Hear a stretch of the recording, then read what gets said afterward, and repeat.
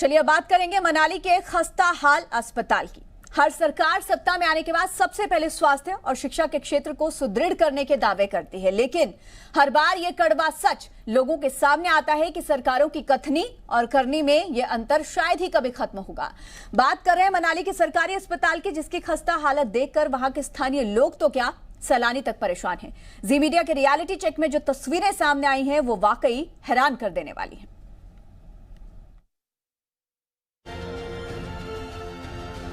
अंतर्राष्ट्रीय डेस्टिनेशन का तमगा हासिल कर चुके इस खूबसूरत पर्यटक स्थल मनाली में साल भर 30 से 35 लाख सैलानी यहाँ पर घूमने के लिए आते हैं। और मनाली कॉन्स्टिट्यूंसी की अगर मैं बात करूँ तो 1.5 लाख से ज़्यादा की आबादी इस खूबसूरत शहर के आसपास के इलाकों में रहती है। ऐसे में फ्लोटिंग पॉपुलेशन की अगर बात करें तो फ्लोटिंग पॉपुलेशन भी लाखों की है, तो लाखों लोगों के स्वास्थ्य की जिम्मेदारी इकलौते मनाली के इस सरकारी अस्पताल की है। लेकिन इस सरकारी अस्पताल में अव्यवस्था का ऐसा आलम है कि आए दिन मरीजों को यहाँ पर परेशानी झेलनी पड़ रही है। कथाकथित 100 बेडेड इस हॉस्पिटल में अव्यवस्था का ऐसा आलम है जिसे ठीक करने के लिए बड़े बड़े दावे जो हैं वो सरकारों में रहे मंत्री हों या मुख्यमंत्री हों वो कर चुके हैं, लेकिन आज भी अव्यवस्था जो है इस हॉस्पिटल में लगातार बनी हुई है, जो कि कई सारे सवाल खड़े कर रही है। आइए हम आपको अब इस हॉस्पिटल के भीतर लेकर चलते हैं और बताते हैं कि क्या कुछ ऐसी अव्यवस्थाएं हैं जिसे देखकर यहाँ पर पहुँचने वाले तमाम लोगों को शर्म आ जाएगी।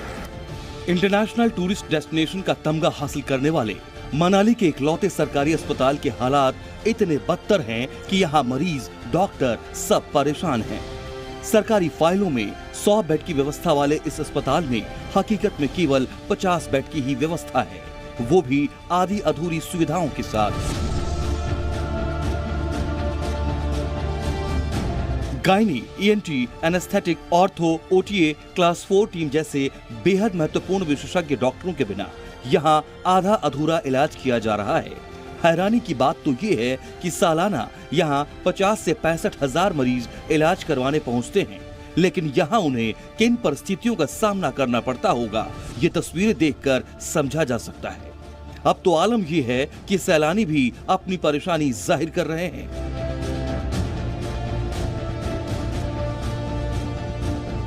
इस अस्पताल के नए भवन को लगभग 6 महीने पहले पूर्व सरकार के मुख्यमंत्री ने लोगों की सुविधा के लिए समर्पित किया था, लेकिन इस नए भवन की मौजूदा स्थिति कई सारे सवाल खड़े कर रही है और नेताओं के दावों की पोल खोल रही है। कागजों में ये अस्पताल 100 बेड का है, लेकिन यहाँ पर व्यवस्था सिर्फ 50 बेड की है। हम इस हॉस्पिटल के भीतर आ चुके हैं और इस सेक्शन को दिखाना बेहद ज़रूरी है। ये नया ब्लॉक बना हुआ है, पिछले 6 महीने से ये नए ब्लॉक को जो है वो इस्तेमाल में लाया जा रहा है। मुख्यमंत्री पूर्व सरकार के उन्होंने इसका इनॉग्रेशन किया था, लेकिन यहाँ पर किस तरीके से अव्यवस्था अभी भी बनी हुई है उसकी एक तस्वीर आपको दिखा देते हैं। आपको दिखा देते हैं यहाँ पे कि ये नई बिल्डिंग बनी हुई है। इस पूरी नई बिल्डिंग को मुख्यमंत्री जो है वो इनॉग्रेट कर चुके हैं, लेकिन इसकी छत का काम अभी भी पूरा नहीं किया जा चुका है। और दूसरी तरफ इस ब्लॉक की अगर मैं बात करूं तो यहाँ पर बिजली का कनेक्शन नहीं है। पानी की अगर मैं बात करूं तो पानी का कनेक्शन भी यहाँ पर नहीं है। कुछ अधिकारी यहाँ पर दिखाई दे रहे हैं, इनसे बात करने की कोशिश करते हैं। ये इनसे बात कर लेते हैं कि क्यों ये अव्यवस्था बनी हुई है यहाँ पर। अभी फिलहाल इंस्पेक्शन यहाँ पर चल रही है, तो जाहिर तौर पर बहुत बड़े सवाल ये तमाम अव्यवस्था यहाँ पर जो है वो खड़े कर रहे हैं, क्योंकि इंटरनेशनल टूरिस्ट डेस्टिनेशन इस मनाली को कहा जाता है और लगभग 1.5 लाख से ज़्यादा लोगों के स्वास्थ्य की जिम्मेदारी इस इकलौते सरकारी अस्पताल की है। लेकिन यहाँ पर ये अव्यवस्था ठीक कब होगी उस पर सवाल लगातार बने हुए हैं। जब हमारी टीम अव्यवस्थाओं से भरे इस अस्पताल पर रिपोर्ट तैयार कर रही थी, इसी दौरान इस अस्पताल का निरीक्षण करने पहुंचे कुछ अधिकारियों से हमने सवाल करने की कोशिश की, जिस पर उन्होंने क्या कहा आइए ये भी सुनाते हैं। आप इंस्पेक्शन करते होंगे सर, आपने कुछ चीजें नोटिस करी क्या? मैं स्टेटमेंट दे नहीं पाऊँ। एक्चुअली देखो, नया ब्लॉक है, मुख्यमंत्री ने इसका इनॉग्रेशन किया, 6 महीने हो चुके हैं, बिजली का कनेक्शन नहीं लगा है, sir that is out of my नहीं है, operation theatre is being store room, मतलब बहुत सारी अनियमितताएं हैं और ये इंटरनेशनल टूरिस्ट डेस्टिनेशन।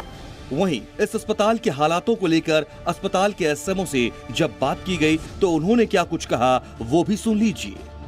इस हॉस्पिटल को स्टार्ट हुए जो है वो काफी समय हो चुका है। सिविल हॉस्पिटल का दर्जा जो है वो लगभग 1990 में इसको मिला था। प्रेजेंट सिचुएशन में हॉस्पिटल है कितने बेड का? ये अब घोषणा हुई थी तो ये 100 बेडेड हॉस्पिटल हो चुका है। तो बिल्डिंग जो है वो हमारे पास अभी 50 बेडेड के हिसाब से है और रेस्ट 50 बेडेड के हिसाब से जो बिल्डिंग जो है उसका काम अभी शुरू होने को है। डॉक्टर साहब, जिस तरीके से मनाली कॉन्स्टिट्यूंसी की बात करें तो लगभग 1.5 लाख से ज़्यादा की आबादी जो है वो यहाँ पर रहती है। फ्लोटिंग पॉपुलेशन की बात करें तो वो भी लाखों में है। तो ऐसे में इस हॉस्पिटल की जिम्मेवारी जो है वो स्वास्थ्य के लिहाज से काफ़ी महत्वपूर्ण हो जाती है। कितने मरीज सालाना यहाँ पर ओपीडी में अपने चेकअप करवाने के लिए पहुँचते हैं? सर ये ऑन एवरेज जो है कोई 55 से 62,000 के आसपास जो है ये इतने मरीज जो है यहाँ पे अपने इलाज के लिए आते हैं। ये ओपीडी का काउंट है हमारा जो ऑन एवरेज इसके आसपास ही रहता है 55 से 60 के आसपास। हम यहाँ की समस्याओं को लेकर पिछले कई सालों से लगातार कवरेज कर रहे हैं और कवरेज कर भी चुके हैं। आज हम जानना चाहते हैं कि कितने स्पेशलिस्ट डॉक्टर की कमी जो है इस हॉस्पिटल में है और कितने स्पेशलिस्ट डॉक्टर अगर हैं तो वो यहाँ पर काम कर रहे हैं। हमारे हॉस्पिटल में 3 स्पेशलिस्ट डॉक्टर यहाँ पे कार्यरत है। एक सर्जन है, एक बच्चों के स्पेशलिस्ट डॉक्टर हैं, पीडियाट्रिशियन है और एक आई सर्जन है। तो ये तीनों यहाँ पे काम कर रहे हैं। जो सर्जन है उनके लिए एक टीम की जरूरत पड़ती है एनेस्थीसिया के डॉक्टर की और एक ओटी असिस्टेंट की जरूरत पड़ती है जो कि यहाँ पे हमारे हॉस्पिटल में अवेलेबल नहीं है। इस करके जो हमारे सर्जन है वो मेजर सर्जरीज नहीं कर पा रहे हैं बट माइनर सर्जरीज वो जो है वो कर ले रहे हैं जिसमें अकेले से वो काम कर सकते हैं। जब टीम की बात आती है तब उनको थोड़ी सी दिक्कत रहती है। पीडियाट्रिशियन है वो अपना काम कर रहे हैं और जो आई सर्जन है उनका भी आई सर्जरीज वो कर नहीं पा रहे हैं क्योंकि ओटी फंक्शनल नहीं है, बाकी काम वो जो कर ले रहे हैं। दूसरा, ब्लड जो है वो काफ़ी महत्वपूर्ण रहता है क्योंकि सर्जरी अगर हो रही है, कभी इमरजेंसी में खून की अगर ज़रूरत पड़ती है। हालांकि यहाँ पर एक सेक्शन ज़रूर बनाया गया है ब्लड बैंक का, लेकिन वो भी फंक्शनल नहीं है। कारण क्या है? ब्लड स्टोरेज यूनिट यहाँ पे मनाली में बनाया हुआ है। ये इसका जो चार्ज है जिन डॉक्टर को दिया था और जो लैब टेक्नीशियन को देखते थे वो यहाँ से ट्रांसफर हो गए थे, फिर उनके बदले में कोई आया नहीं। और एट प्रेजेंट हमारे पास लैब टेक्नीशियन की पोस्ट बहुत कम है, मतलब 2 ही लैब टेक्नीशियन यहाँ पे काम कर रहे हैं। तो ब्लड स्टोरेज यूनिट चलाने के लिए जो एक स्पेशलिस्ट जो लैब टेक्नीशियन है वो अवेलेबिलिटी है, इस करके जो है हमारा ब्लड स्टोरेज यूनिट जो है चल नहीं रहा है।